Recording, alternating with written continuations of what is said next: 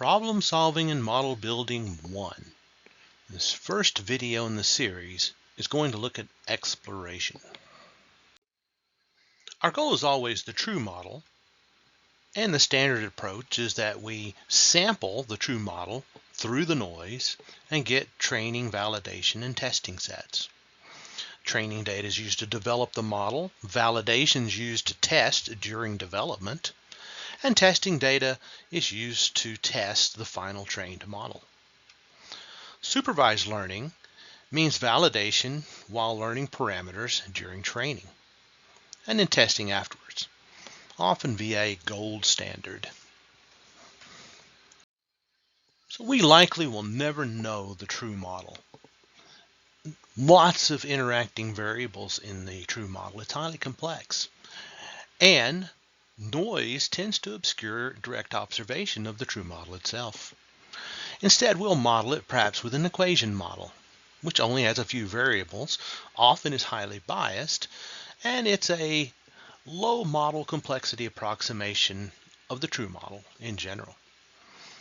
An algorithm model tends to have lots of variables, high model complexity in general, as an approximation of the true model.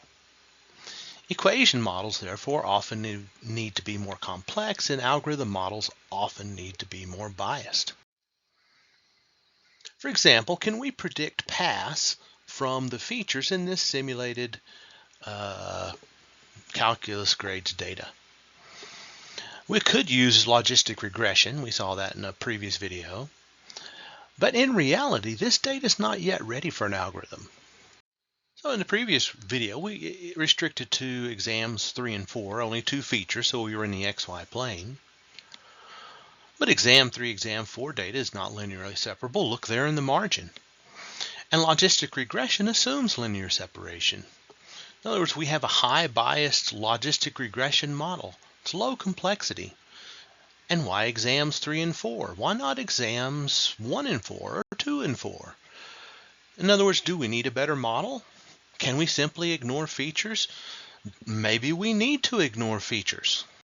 That is, model building requires problem solving, the Polya problem solving process. So let's look at the components of Polya problem solving, beginning with exploration. So we continue our exploration until we've devised a plan. And then once we've devised a plan, we're ready to go on to carrying out the plan. But we're going to do representation, or in other words, we're going to engineer a representation of the data until it allows us to carry out the plan, until we're ready to do an algorithm. And very often, this representation step is called feature engineering. And notice that this representation produced by feature engineering has to be a subset of a vector space. And very often, exploration and preprocessing are to produce representations that are subsets of vector spaces. Now, having done that, we're ready to do some computation to get to our evaluate, assess, and revise. And notice that computation and representation together is our model. You see, a model maps a vector space, in this case Rn, to responses. And these models should be simple enough we understand them, but complex enough to represent underlying structures. Although arguably large language models are far beyond our understanding, but are still very good representations of the underlying structure. Interpretation. This may be the most critical part of data science. You have to tell a story. All these things that you've done have to be presented in a way that's meaningful to clients and stakeholders. So our focus in this video is on exploration and preprocessing. The remaining components will be in later videos in this series. So we want to understand the problem until we can devise a plan, very often using preprocessing. Modern data is often loosely collected, so it often has missing values, mismatched scales, irrelevant or highly correlated features, other messy issues that have to be dealt with. So a problem is often called a question. So sometimes this is understand the question to devising a plan, and our goal is to refine and revise the question until there is a plan. In other words, exploration has a purpose and ends only once there is a plan. So what do I mean by exploration?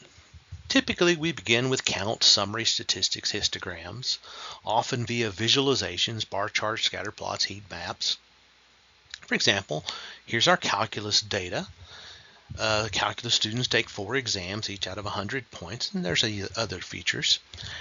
And remember, ChatGPT and other large language models can help, and typically we work in association with them to explore. So here, for example, is some exploration that I produced in conjunction with the Anaconda assistant. Here we have some value counts, and here are some more value counts, and here's some more value counts, and here is some summary statistics on the exams data, and here we have the counts for the group pass, and here we have mean and standard deviation for these exams. So the standard deviations are in the last 2 rows. And notice I'm using group by and counts, value counts, all of this stuff. If you know that you want to group your data using, say, whether or not they pass or fail, then you and the LLM will pretty quickly figure out how to do that. And here finally is a pivot table, always a popular option, and this is for mean and standard deviation. Notice that it's split up over those who pass versus those who fail. Here's some numerical features. We drop pass and textbook and previous, which are categorical, and notice that the numerical features corresponding to passing is 0. Those are the students that failed, and those that passed, grades df.passes, where it's equal to 1. And again, ChatGPT can help you figure out the actual code and syntax. So I did some plots. So we see some histograms here. Now here's something ChatGPT can't do. It can't tell you that the heights are misleading because there are more who pass than there are who fail. But once you realize that there are significantly more positives than negatives, then you can divide by class totals to get density representations. So we can rescale these histograms to reflect the fact that the data is unbalanced.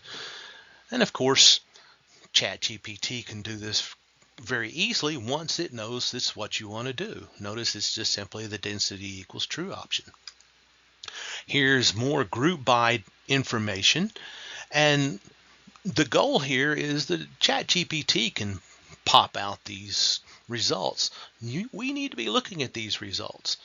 For instance, notice the average minutes is almost all of the average minutes numbers are the same for both pass and fail. So that's not probably going to do much good in distinguishing between who passes and who fails. Remember, the purpose of exploration is you revise the question until you have devised a plan, and vice versa. See, exploration has a purpose. Look at these value counts. What does that tell us? It tells us the data set is unbalanced. Well, unbalanced data is very difficult to work with. For example, if you're given a data set with 9,900 positives and 100 negatives, then simply predicting positive has 99% accuracy, independent of any and all information from any other features. All but 3 had a textbook, and the ones that didn't have a textbook failed. So, the average minutes, these have similar densities, similar scaled histograms. Previous seems to be important. Notice the difference we see in this group by comparison of the means and standard deviations. So, what about GPA? exam 1, exam 2. Notice it looks like we have some differences in histograms here. We probably have some meaningful information from these 5 numerical features. What percentage of these low GPA students actually pass? There's something to explore. But notice we have until now ignored the categorical variable time of day. That is the time of day when they took their calculus course. See, we often must transform the data as we explore it. For example, changing categorical into numerical data. Often we have to replace missing values or not a number values. Such manipulation of the data is called preprocessing. A very important goal of preprocessing, as we've seen already, data has to eventually be a subset of a vector space. Here we have no issues. Age and height for these 5 people is certainly a vector in a vector space. But what happens when you put the major in there? Well, we'll need to do some preprocessing that maps the data to a subset of a vector space. But notice, preprocessing always introduces bias. Use with caution. So let's convert this data into a numerical array. We can do that using a one-hot encoding. So notice that major has been rendered to 3 columns, where you have a 1 if the student had that label for major and zeros otherwise. But we've introduced some bias also. Notice chemistry and physics are orthogonal to each other. They're uncorrelated, independent. Is that true of chemistry and physics in general? We have to take that into account. Very often we must rescale the feature columns. So here we have our data, but notice column 1 may dominate solely because its numbers are so much larger than all the numbers in all the other columns. So maybe we change that by re-representing age as years since the student was 19. But then you say, well, we may have students who were 18, so maybe years since they were 18. Or maybe we measure their age in decades rather than in years. Which method do we use to rescale? Well, that's why we explore and preprocess. More sophisticated preprocessing often uses matrix algebra, which we'll look at in Module 3. But before we even get there, I want to caution you that not all m by n arrays can be treated like matrices. For example, here is a matrix. There's no problem squaring this matrix. Just multiply the row of the first times the rows of the first times the columns of the second. But if we look at this as a table where age and height have dimensions, have units, then this is not a matrix. We can't add years to meters. So if we put units in there, then we're going to get squared years and years meters. So this is not allowed. Now we will show later on that we can always think of a rectangular array as being the product of matrices, but even though it may not be something you can treat as a matrix itself. And often before using matrix algebra, we must recenter or otherwise move observations in the data, often in combination with rescaling or other manipulations. For example, simulated calculus grades again. Notice that the GPA in the 4 exams seem to share important information. But GPA is on a 4-point scale. These exams are out of 100. We don't want to simply multiply the GPA by 25. See, that would mean that a GPA of 2 would end up which is a C in our thinking because passing is over 70. That would map to an exam score of 50. That's not a good representation. Here's a better mapping. And we'll actually do this in the notebooks. So exploration and pre-processing often in combination with matrix algebra, other rescaling. And notice we often have to center a feature, which means subtracting the average over the data of that feature from each observation of that feature. Centering is part of standardizing a data set. Again, we'll see this in notebooks, but let's look at a quick example here. Centering a data set. So notice we have averages for these columns. And centered means deviations from these averages, deviations from the mean. So notice our new data is centered. All these new columns add up to 0. But all we've done is subtracted the average from each of the numbers in the respective columns. Standard deviation. Well, the standardization or z-score formula is x minus mu over sigma. And our sigma here is the standard deviations, our mu is the averages. For example, if we're going to z-score or standardize the age, we'll take the age minus 21.2 over 2.04. Notice if we don't divide by 2.04, we're just centering. And here's our standardized data. So Polya's method for analyzing modern data. Exploration is the first step. Refine a question until answerable with the given data. Explore until you have a plan for answering the question. The problem-solving approach is essential.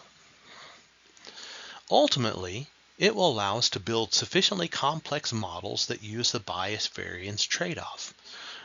I'll just say parenthetically, when students don't use a problem-solving approach, they usually build overly simple models that are highly biased and just don't work. See, you always start with exploration and carry out this process if you're going to build a sufficiently complex model.